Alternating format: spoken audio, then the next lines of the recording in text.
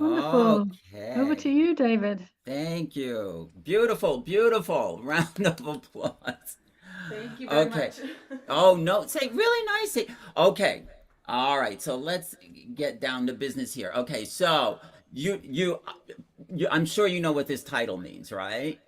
Yes, Serenade to the To Stars. the stars, right? So we want lots of sparkle, lots of brightness, really, really, really, very nice. We try to talk about a few technical things and then a few musical expression things, right? Okay. Okay, so as far as musical things go, like expression things, I think the way we're approaching this phrasing, this little motif in the beginning, ti da di da da ti da di da da. I think if we don't point out the eighth note that comes before the other three, it's written in 12/8 for those who don't know.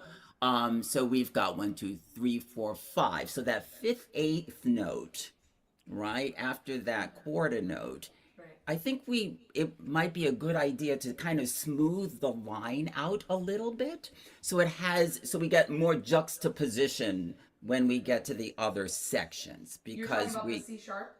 yes, that's Okay. C sharp. We're kind of pointing it out a little bit, Okay. right? So if we can just smooth that out so we get more of the dolce feel, right? And dolce means it really has two meanings and we can pick both or choose one.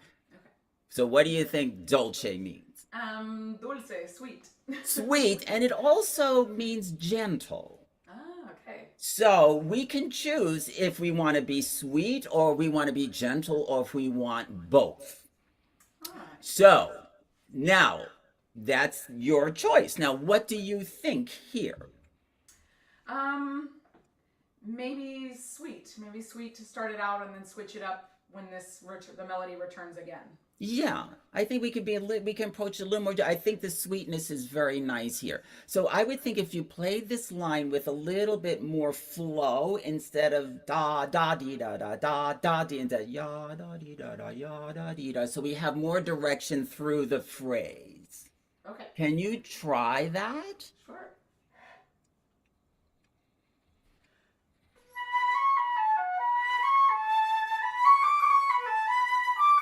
Right. So avoid the swell on the B. Watch out. Okay. Wah da dee da dee da dee. So it's a little more continuous. You want the airflow to be a little bit because it's all in the same tessitura, right? Uh-huh. Which means the range.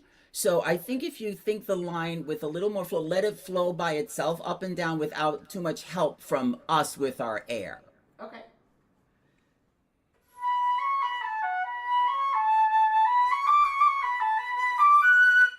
Right, right. You can shape it, but we don't need to help it along too much, right?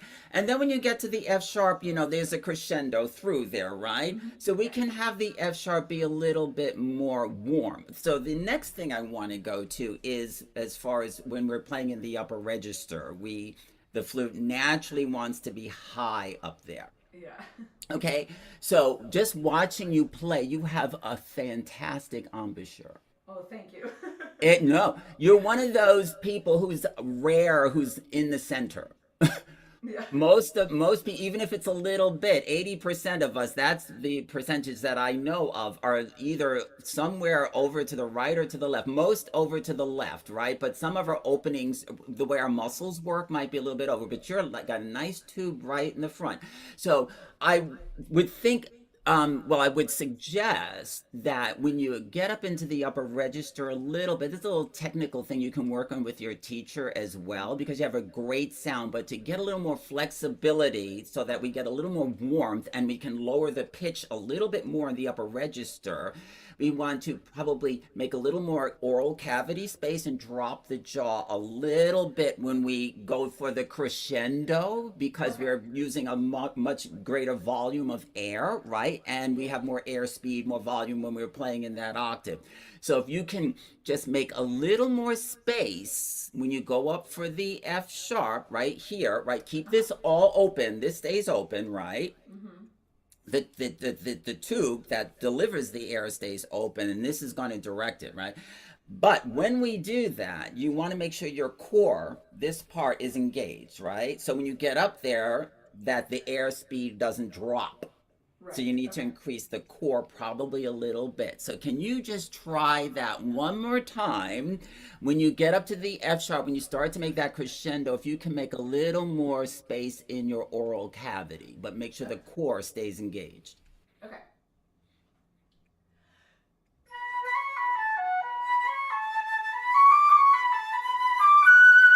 Oh, gorgeous!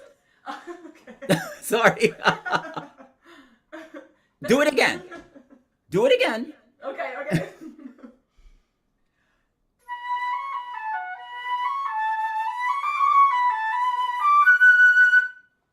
Oh, I know if anybody else heard it.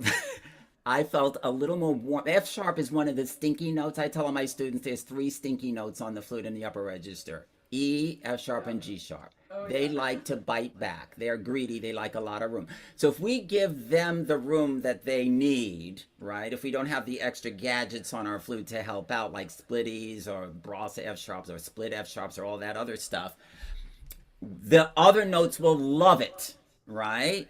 So now you can continue that same thing throughout these lines when they happen. The next thing I would like us to kind of look at, so we get a little more juxtaposition, Okay. are the staccatos.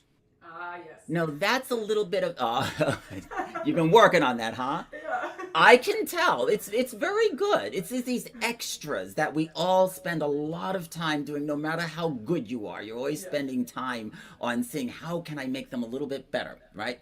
So we get a little bit more of that glint or sparkle because we're supposed to be serenading a star or being a star serenading, all right? However you want to approach it. So now your idea of staccato, now staccatos are different based on the composer, the era, the piece, the feeling, the dynamic, all that stuff. But given this case, how are you thinking about these staccatos on those eighth notes?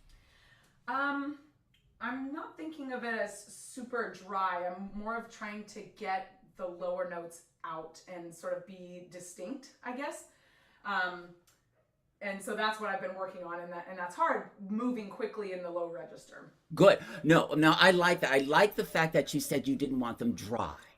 And the other word we use for it is seco. They need a little bit of that glint, as Mr. Moyes say, and this is my third hand imitation of Marcel Moyes. He would say, like little gold nails in the sky. Like little gold nails in the sky. So he'd say the head of the nail, when the sun hits it, or maybe the starlight, it glints a little bit. Yeah. So we can go back to, for a little exercise, when we first started playing, we didn't articulate, right? We did ho, ho, ho, ho, like that. So at certain speeds, when we want to get a staccato, we can actually use that to help with the staccato, because the first thing that has to happen, right? First, we need air to make the note. So we don't want the tongue to actually make the note. We need the air first, and the tongue will give it the definition, correct? Yes. Yeah. Okay, so for the lowest register, so we want to think about the air direction. Like the flute is an instrument of angles, where we angle the air. So that's when we have to have some more of this technique involved. We don't want to resort to embouchure gymnastics, but we do need to angle the air where it needs to go. So where are you thinking your air angle is for those lowest notes? Straight down. Okay, now I would kind of like modify that just a tiny bit and not think straight down. Okay.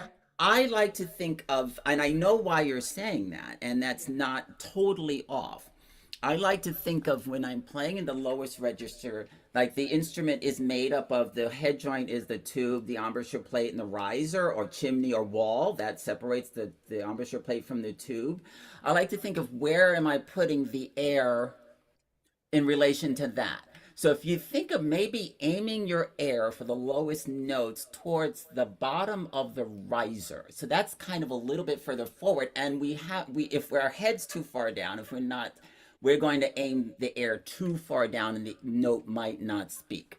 Okay. I like to think of it being a little bit angled down, as you say, but more forward towards that riser. Just try, sorry, sustaining an E. Good. So now the next thing I want you to try is just go back to when you were a very young child playing and go whoo, just like this. Sorry. Right? Right. So try to do it without moving the rest of you. Just let it be internal when you do it. Right? Right. Now add the tongue. With that. Yeah. Make sure the embouchure is already positioned when you go to do it. Good. Good. So that's what you want to try and think about when you're playing those notes. Try and produce the sound of the note without the tongue, right? Just use that air. Do it very slowly so you can get the positioning.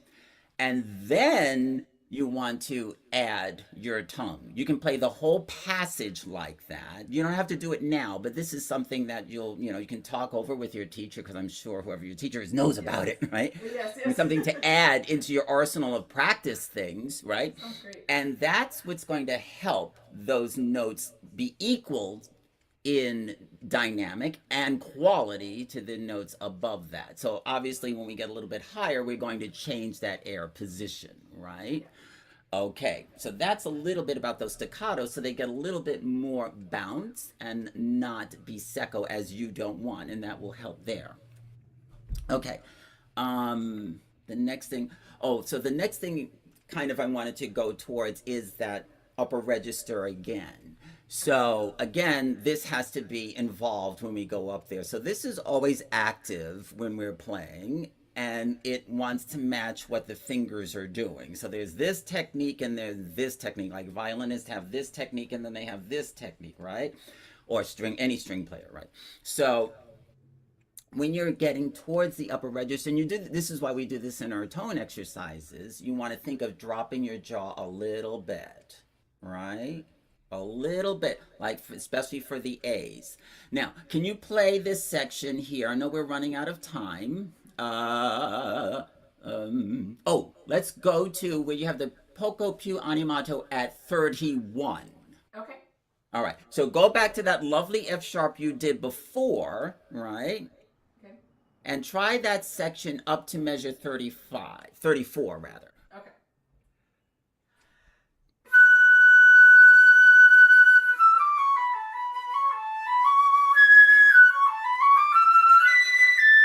Yeah, very good. Now can we do it a little bit slower so we can get the feeling of that? We want to pull the pitch down just a little bit so you can get the feeling of it. Don't go slack, right? So make sure your corners are still firm, right? These corners. Go a little bit slower. Take it about 4 times slower than you just played it.